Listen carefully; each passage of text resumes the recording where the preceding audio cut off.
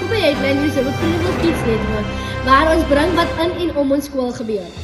Vandag begin ons met groot nuus. Ons graad 3 en graad 6 leerders het hierdie week al sistemiese toetse geskryf. Hierdie toetse kyk hoe leerders vorder in Afrikaans huistaal en wiskunde. Baie van ons leerders sê hulle het al bes gedoen en sommige het selfs vertel dat die vraag makliker was as wat hulle verwag het. Ons sê vir elke leerder goed gedoen en hou so aan.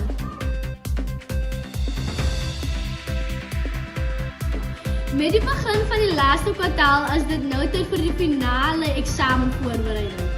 Leerders maak seker julle hersien julle werk gereeld, oefen vrae en kry genoeg rus. Soos meneer Smit, ons skoolhoof altyd sê, beplanning bring persentasie.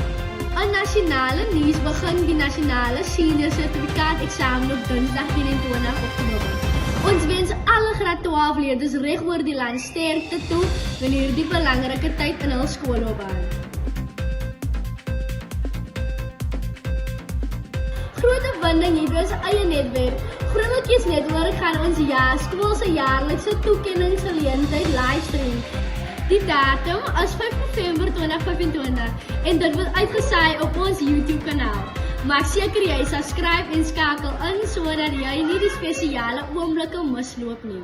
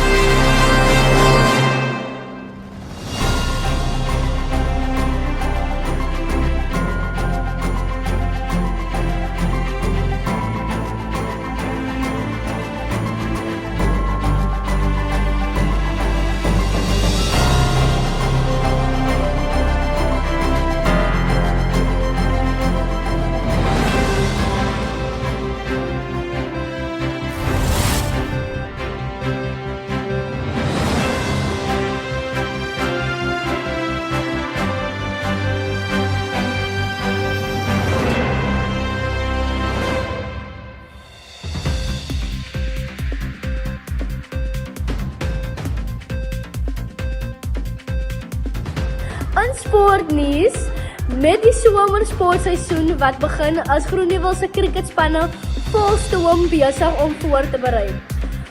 Ons afrigter sê dat die spelers toon groot toewyding en spanwerk.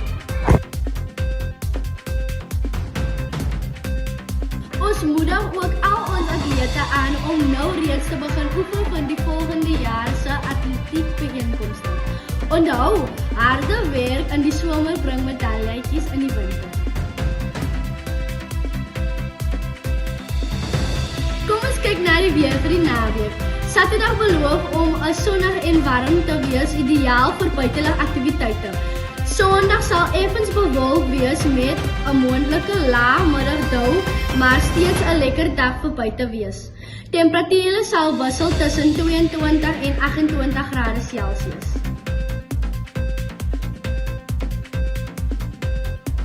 En dit was vandag se Headline News hier op Groenewil Kids Network. Ek is Doria Steyn en onthou by Groenewil Kids Network waar jong stemme groot stories vertel. Dankie dat jy saam gekyk het en tot volgende keer. Bly nuuskierig en bly positief.